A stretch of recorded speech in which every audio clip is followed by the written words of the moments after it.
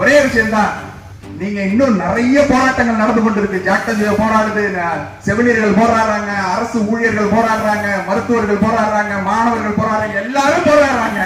இந்த போராட்டங்கள் அத்தனைக்கும் உண்டான ஒற்றை தீர்வை நான் சொல்றேன்.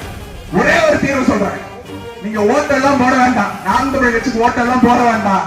நீங்க எல்லாரும் சேர்ந்து எங்கள் வாக்கு அண்ணன் சீமானுக்கு தான் ஒரு அறிக்கை மட்டும் விடுங்க. வேற எதுவும் பண்ண வேண்டாம், அறிக்கை மட்டும் விடுங்க. அடுத்த நாள் உங்கள் போராட்டங்களுக்கு உண்டான தீர்வுகள் கிடைக்கும்.